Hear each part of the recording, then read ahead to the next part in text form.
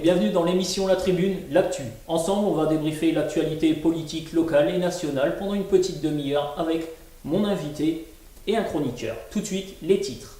Le PLUI, le plan local d'urbanisme intercommunal, une dénomination complexe mais un document ô combien important. Mais en fait, c'est quoi le PLUI? Nous allons en discuter avec Jean-Pierre Boudinel, élu à Valines et vice-président de la commission politique de l'habitat et urbanisme à la communauté de communes du Vimeu. Actualité nationale, les résultats des élections législatives, quelles leçons en tirer sur la majorité, l'opposition et le taux d'abstention. Et puis enfin, nous discuterons du gouvernement d'Édouard Philippe et puis des premières mesures qui vont être menées par Emmanuel Macron pendant l'été et jusqu'à la fin de l'année 2017. Donc Monsieur Boudinel, merci d'avoir accepté notre invitation. C'est moi qui vous remercie.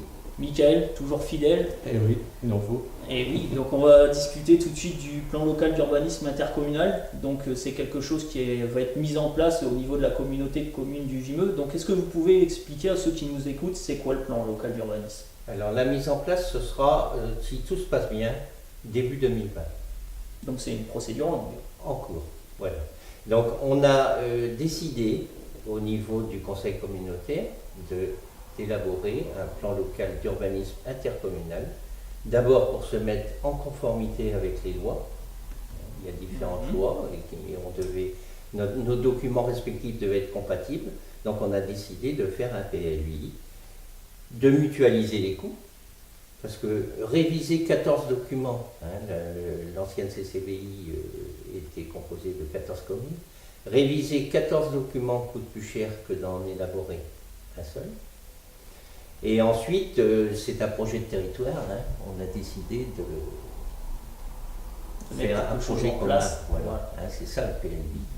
Alors, par solidarité également avec les 4 communes qui étaient en poste, plan d'occupation des sols, la loi disant que, puisque la compétence urbanisme était le fait des communautés de communes, si le PLUI n'était pas engagé avant décembre 2015, les postes devenaient caducs.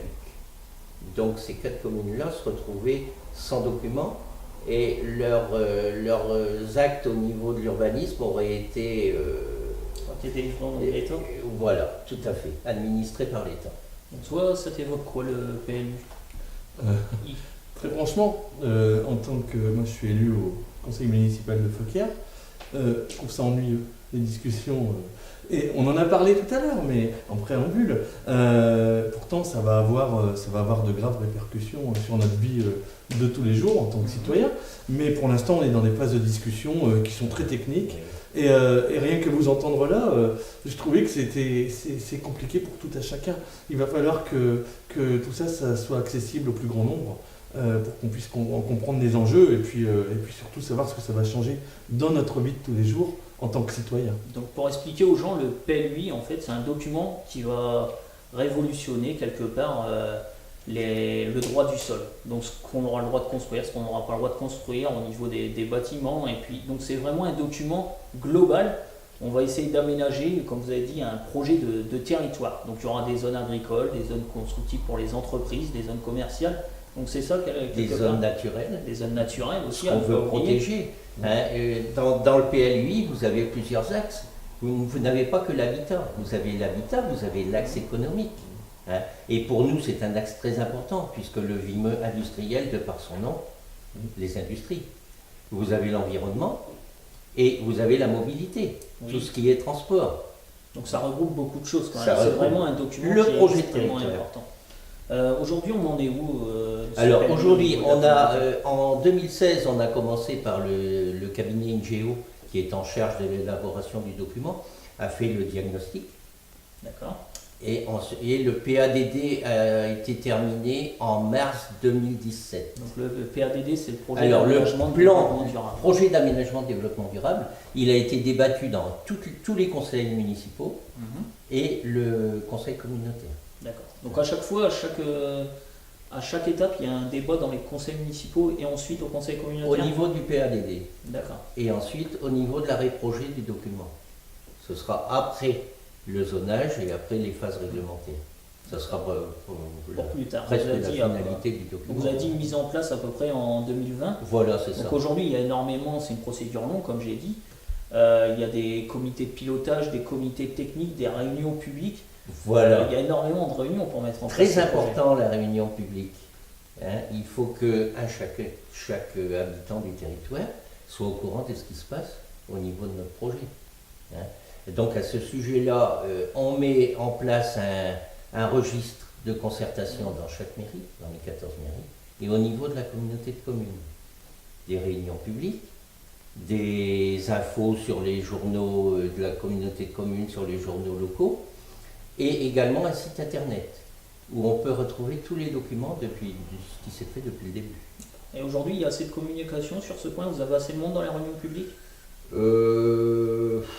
Il y en aura plus quand nous serons à la phase réglementaire, Voilà. zonage et règlement. Donc aujourd'hui, pour toi, tu dis que c'est complexe vraiment ce document. Tu as du mal à t'y intéresser? C'est pas que c'est complexe, c'est que j'ai du mal à voir ce que ça va avoir comme répercussion dans ma vie de tous les jours. Et de ce fait, c'est que ça m'intéresse pas vraiment. Et c'est un sentiment qui est partagé par beaucoup. Vous êtes dedans, Oui, vous le maîtrisez parfaitement. Quand on vous entend parler, c'est votre sujet, c'est avec vrai. des termes, quand vous parlez de PADD, Oui. qu'est-ce que ça peut nous évoquer à nous? Donc, on attend, si j'ai bien compris, c'est le plan d'urbanisme, Oui. comme on l'a connu depuis toujours. Donc, effectivement, ça va avoir des répercussions. Mais aujourd'hui, c'est dans les phases d'études, etc. C'est un petit peu rébarbatif et vous ne pouvez qu'en convenir. Non, mais il ne faut pas vous limiter à l'urbanisme. Parce que l'environnement, protéger, par exemple, protéger des aliments d'arbres. Comme je disais tout à l'heure, c'était pour ce qu'on aura le droit de faire et ne pas faire, mais c'est assez Oui, pour la réducteur, c'est mobilité une aussi, politique de c'est l'habitat, important. La mobilité. économique. Il faut se projeter là. Si je me souviens bien, le dernier conseil municipal, on parlait de ce qu'on allait être en 2030. Oui. Déjà, on a du mal à savoir ce qu'on va être en 2018 pour la plupart d'entre nous. Donc, se projeter aussi loin, Non, non. c'est difficile. Lorsque vous établissez un document comme celui-là, il faut quand même prendre une base. On dit on prend une base sur 15 ans. Mais il est bien évident qu'au bout de 9 ans, on va regarder ce qui s'est fait pendant les 9 premières années, si on a besoin de remettre des choses à jour, etc. Mais à condition qu'il n'y ait pas eu de changement politique, parce que on s'y Non, sait non, aussi je parle de pertinemment. notre Ouais, mais document. alors c'est ça que moi, j'en ai discuté avec des amis, c'était ça la réserve qu'il y avait. De toute façon, il va y avoir un changement de politique, que ce soit au niveau local ou bien national, et tout ce qu'on va imaginer, ça va être cassé parce que il y aura de l'alternance, il y aura autre chose. C'est ça dont les citoyens ont peur aujourd'hui. Que tout ça, ça ne sert à Après, rien. là, la parce que- procédure Oui, engagée, ça va oui. être dur quand même de casser cet Non. élan, je pense. Mais vous avez raison de dire ça, parce que les lois, il y a des amendements, il y a des... Bon, déjà, depuis que nous avons commencé notre PLUI, il y a eu une loi, la loi Liberté, Égalité, Citoyenneté, qui est venue assouplir certaines démarches. Nous devions débattre notre PADD avant le 27 mars 2017 afin que les communes qui étaient en poste n'aient pas un document caduc. Ça a déjà été assoupli, ça a été reculé, supprimé même. Hein. Les communes qui avaient un document suite à la loi NOTRe, la fusion des intercos, nous avons engagé un PLUI sur l'ancienne CCVI, mais la CCVV, le Vive Vert, n'avait rien fait. Donc eux ont des postes qui sont caducs, mais certaines communes avaient engagé un PLUI. Aujourd'hui, est-ce qu'on peut se poser cette question? Justement, vous êtes en train de faire un PLUI avec le territoire de la communauté de communes du Vimeu industriel, si je dis pas de bêtises, Oui. alors qu'aujourd'hui, c'est la communauté de communes du Du Vimeu. Vimeux. Est-ce que ça a réellement du sens quelque part? Alors, donc cette loi permet que chaque commune continue de travailler avec son document propre. Et nous avons 3 communes du Vimeu Vert, anciennement Vimeu Vert, qui étaient en train d'élaborer un PLU. On continue ce PLU. Mais maintenant, c'est la communauté de communes qui reprend le PLU, mais pour la commune. Aujourd'hui, c'est quoi les grandes lignes pour la communauté de communes du Vimeu dans ce PLUI? On se dirige vers quoi? Vers des zones pour les zones agricoles, pour les terrains constructibles? Alors, la loi d'abord. Consommer le moins d'espace agricole possible. D'accord, donc aujourd'hui, On veut bâtir dans les dents creuses. Les dents creuses, c'est ce qui reste, c'est un terrain qui n'est pas bâti entre 2 habitations. Hein. Recentrer l'habitat. Hein.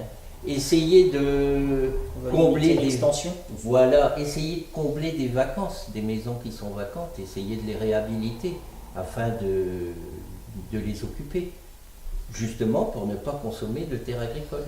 Et au niveau de l'environnement aujourd'hui, Alors au niveau de l'environnement, la communauté de communes se trouve entre la Somme, oui. la baie de Somme, et puis la vallée de la Brenne. Nous n'avons, au point de vue stratégique, environnemental, nous n'avons pas beaucoup de contraintes. Mais il faut maintenir le corridor entre ces deux espaces. Vous êtes un relais quelque part. Voilà. Donc maintenant, j'avais dit, vous êtes élu à la commune de Valine, pardon. Aujourd'hui, c'est compliqué d'être élu municipal dans une petite commune, Bon, 650 habitants environ. non, c'est pas compliqué. Il faut répondre aux demandes des habitants et essayer de leur apporter ce qu'ils ont besoin. Et au niveau des projets, vous arrivez à faire des projets? Ah, les projets, c'est plus difficile pour une petite commune, ne serait-ce qu'au niveau de l'habitat. Vous êtes dépendant, on va dire, de l'État, Ben, des finances. c'est-à-dire qu'aujourd'hui, la politique de l'État, on le voit dans l'élaboration de notre PLUI, c'est plutôt de concentrer l'urbanisme sur les communes les plus importantes qui ont déjà les équipements. Hein, ça se comprend en Oui, quelque sorte, hein, pour limiter la consommation, enfin réduire les effets de serre de la consommation. Oui, tu mutualiser les moyens. Oui, tout oui, ça, c'est puis nécessaire. réduire au niveau de la pollution, Ouais. etc. Comment toi tu perçois ces petites communes comme Valine, 600 habitants, est-ce que pour toi c'est, enfin excusez-moi du terme, mais utile? Ah bah oui. Oui, c'est même essentiel. C'est pas utile, c'est essentiel. Il faut qu'il y ait une diversité. En France, c'est important la diversité. Donc la diversité, c'est quoi? C'est pas seulement des grosses communes ou des bourgs importants, c'est aussi des petites communes pour que les gens s'y sentent à l'aise et qu'il y ait de l'espace, parce que dans les petites communes, il y a quand même plus d'espace que dans les grandes. On va dans les grandes villes, le PLUI, ça s'appliquerait même plus. Maintenant, il n'y a pas un espace vide. Donc la spécificité de beaucoup de communes en France, pour toi c'est quelque chose Ouais, ça fait d'essentiel. partie de notre patrimoine et de notre ADN, et moi je trouve que c'est bien. Et puis ça permet aussi aux gens de se parler et de s'entendre, ce qui est plus difficile dans les grandes villes, de se connaître et puis de se fédérer. Il y a des belles associations dans les petites communes parce que les gens ont envie d'avancer ensemble. C'est quand même plus facile d'avancer ensemble quand on n'est pas beaucoup. Donc maintenant, on va parler de l'actualité nationale, messieurs. Les élections législatives, donc dans la 3e circonscription, la victoire d'Emmanuel Maquet sur Bruno Mariage. Est-ce que c'est une surprise finalement, Mickaël? Oui, complètement. Ça s'est joué à peu de choses au premier tour. En fait, Bruno Mariage était le seul à dépasser les 12,5% des inscrits. Et derrière, loin derrière, puisqu'il y avait 2000 voix d'écart, le FN et M. Maquet dans un mouchoir de poche, ça s'est joué à 100 voix. Donc ça pouvait être l'un ou l'autre. Sachant que si ça avait été le FN, ça aurait changé beaucoup de choses, puisque je pense que M. Mariage aurait été élu. Ça a été une déception?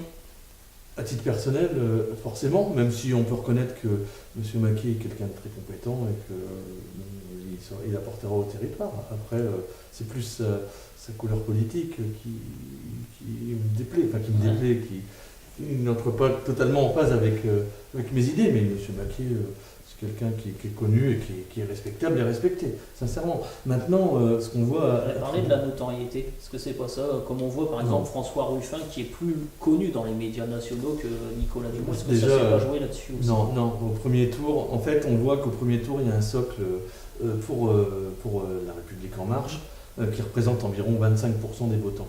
Et ça s'est vu aussi à l'élection présidentielle. Le problème aujourd'hui d'Emmanuel Macron et de son mouvement, c'est qu'il ne s'est pas fédéré au deuxième tour, il ne s'est pas rassemblé. Et je dirais même que c'est plutôt un vote contre République En Marche aujourd'hui qu'on a. Et donc il y a 75% des votants qui sont contre République En Marche et qui préféreront avoir un LR ou un ça s'est vu aussi dans la première circonscription avec M. Ruffin, mais aussi dans la Seine-Maritime, la circonscription adjacente, on a eu la même chose avec M. Jumel qui a été élu. Donc aujourd'hui, il y a un vote anti-Macron parce qu'il fait peur, pour plein de raisons, mais on verra dans 5 ans. Si M. Macron fait son boulot, il sera rassemblé et ça changera tout. Vous, ces élections législatives au niveau de la Somme, vous les avez senties comment? Moi, je dirais que je trouve qu'au deuxième tour, beaucoup d'électeurs puisqu'il y a eu des votes qui ça s'est inversé. Hein, les candidats qui étaient arrivés premiers au premier tour n'ont pas forcément gagné. Il y a beaucoup d'électeurs qui ont voulu pas voter anti-Macron, mais essayer de modérer sa victoire. Voilà, mettre un petit peu d'opposition. Je le vois plutôt comme ça. Mais les médias l'ont aussi martelé. Hein. On a l'impression que ça a été un handicap. On a l'impression que ça a été un handicap la complètement. victoire du premier tour. Ah ouais. Oui, moi je pense aussi. Donc on va parler de la région de France. Aujourd'hui, il y a 50 députés, il y en a quand même 23 pour la République En Marche ou le MoDem. Et puis 5 pour le Front National et 8 au niveau national pour le Front National. Donc 5 députés viennent de la région de France. C'est quand même des chiffres qui font mal peut-être pour notre région. Ouais, enfin le Front National, ça représente 20% des électeurs. Et ces gens-là, il faut qu'ils puissent s'exprimer. Même si c'est pas mes idées, même si c'est pas les tiennes, même si c'est pas les votes. 5 électeurs, 5 députés de la Mais région de France sur le 8 en mode national. Oui, mais c'est le mode de désignation qui est comme ça, le mode de désignation législative. Alors là, le plafond de verre, il est dépassé dans certaines régions. Pourquoi? Il faudra analyser pourquoi les gens ont voté. Peut-être parce qu'il y a plus de chômage qu'ailleurs, parce qu'il y a une désindustrialisation complète dans le Nord-Pas-de-Calais, qu'on a moins dans le Sud, forcément, puisque c'est plus une terre de service. Il faut analyser ça, mais bon, qu'il y ait des députés FN, alors que le FN était au second tour de la présidentielle, moi je trouve que c'est démocratique. Au niveau national, vous avez perçu comment ces élections? Est-ce que cette assemblée vous plaît déjà? Vous trouvez qu'il y a assez d'opposition? Elle serait un petit peu plus mieux répartie. Là, il y a beaucoup. Enfin, je trouve qu'En Marche a beaucoup de députés. Hein, vous avez En Marche et puis vous avez les constructifs. La première opposition, les Républicains, qui n'est pas vraiment une opposition. Oui, non, voilà, donc ils ont quand même d'emblée la majorité, on va dire. Mais c'est mieux pour appliquer un programme. Il a été élu pour appliquer un programme, donc maintenant. Tout à fait. Enfin, mais ça aurait été pareil, c'était pareil avant. C'était pareil il y a 5 ans avec M. Hollande. Il faut leur donner les pleins pouvoirs. Déjà qu'en ayant les pleins pouvoirs, c'est compliqué. Alors vous imaginez s'ils ne les avaient pas. Donc maintenant, on va parler de Jean-Luc Mélenchon, Marine Le Pen, François Ruffin. Il y a quelques personnalités qui rentrent dans cette assemblée. Est-ce que c'est bon d'avoir, entre guillemets, des grandes gueules comme celle-là? On n'est pas dans le showbiz. Voilà, ils vont attirer les médias à eux. Oui, bon, complètement. Vous percevez comment ces personnes? Non, moi je trouve que c'est un député comme un autre. Oui. C'est pas parce que c'est M. Ruffin ou M. Mélenchon. Mais il attire la lumière, quoi. Oh, peut-être, mais bon. À côté de ça, il y a des gens qui vont bosser. Le nôtre, M. Maquet, je pense qu'il va bosser pour nous. Lui, il n'attirera pas la lumière comme ça. Moi que M. lui, Mélenchon, c'est évident. Mais ils ont chacun une voix, ils représentent chacun une voix. Ouais, enfin, sauf qu'ils vont attirer les médias parce que justement, c'est des trublions. Ouais. Parce qu'ils vont l'ouvrir, parce qu'ils vont être en contestation constamment. Et ça fait vendre. Hein. Non, mais enfin, s'ils sont là, c'est parce qu'ils ont été élus quelque part. Ah, quand on est une star, c'est plus facile. Pas toujours, il y en a certains. Pour se faire élire, si, quand même. J'ai l'impression que vous n'êtes pas d'accord. On va parler du taux d'abstention maintenant. Taux d'abstention record, c'est un peu triste, ça. Oh, oui. Quand même. Premier parti de France. Oui. Premier parti de France, ouais, c'est triste, mais il faisait beau un jour-là. Il a fait très beau les 2 jours. Vous, le taux d'abstention, vous en pensez quoi, ça? Moi, j'en pense que c'est déplorable. On doit aller voter. C'est une obligation d'aller voter. Aujourd'hui, on va juste prendre le cas de notre circonscription. Il y a des gens qui se sont battus pour qu'on ait le cas de notre circonscription, on a le choix entre Bruno Barrage et les Républicains. Certains se sont dit à quoi bon aller voter. Si ça ne leur plaisait pas, le candidat, il y a 2 bulletins où ils en mettent 2 ou ils en mettent pas, mais on va voter. Et puis au premier tour, il y en avait 11. Parce que certains réfléchissent comme ça, le vote nul n'est pas comptabilisé quelque part. Alors que le taux d'abstention, vous êtes quand même dans les chiffres. Là, on peut quand même se déplacer. Oui. Peu importe, ça rentre quand même en compte. Il y a une colonne vote blanc ou nul. Et puis quand tu dis qu'il y avait 2 candidats au deuxième, il y en avait 11 au premier. Et c'est pas pour ça qu'il y avait quand même plus de 50% d'abstention au premier. Donc maintenant, on va parler du gouvernement. Le nouveau gouvernement d'Édouard Philippe, donc exit François Bayrou, Marielle de Sarnez, Sylvie Goulard, Richard Ferrand. On a l'impression que Emmanuel Macron, il n'a pas pardonné beaucoup. Là. Ça a été la République exemplaire. Ouais, c'est sa promesse de campagne, c'est bien. C'est bien, après bon, il ne faut pas aller à la chasse aux sorcières systématiquement non plus, parce qu'on ne veut plus avoir personne. Ça risque Et d'être surtout que là, compliqué. il y avait des accusations, mais pas forcément. Ouais, voilà, des c'est trop accusations, facile. pas forcément de preuves. Non, mais les gens sont partis pour préparer leur défense, pour préparer. Ouais. Enfin, défense, quand je dis défense, on ne sait pas s'il y a quelque chose, puisque il n'y a que suspicion. Mais enfin. Mais il faudrait que la même rigueur s'applique à tout le monde, parce Oui, que voilà. cette histoire d'assistant parlementaire, je crois que le FN il est un petit peu touché, peut-être même un peu On plus entend encore. beaucoup en parler. Et puis ça ne les empêche pas d'avoir leur chef de ville qui est député. Je suis tout à fait d'accord que ça devrait s'appliquer à tout le monde. Donc là, je parlais de certaines personnalités, beaucoup du MoDem qui est le grand perdant de ce nouveau gouvernement. Est-ce que Emmanuel Macron, comme on l'avait prédit, il n'a pas utilisé un peu les électeurs de François Bayrou pour finalement, à la fin... C'est pas la faute à Macron là. En fait, ce qui s'est passé, c'est que Sylvie Goulard elle a démissionné en premier. Et en faisant comme ça, elle a mis la pression. Aujourd'hui, à il a la ses deux collègues, majorité hein. sans Non mais modem, attends, quand même. Il a la ouais, mais c'est majorité sans pas modem. Emmanuel Macron qui les a poussés à démissionner. C'est Sylvie Goulard qui a commencé à démissionner. Et elle a mis ses deux collègues Dans l'embarras. complètement. Après, de Sarnez a démissionné. Et Bayrou, qu'est-ce qu'il pouvait faire? Il ne pouvait pas faire autrement. Vous avez perçu ça comment, vous pas la fin du modem, mais... Non, puisqu'il est parti, François Bayrou, en disant qu'il restait solidaire de la majorité. Déjà. Oui. Hein, il n'y a pas eu de scission entre les deux. Ouais.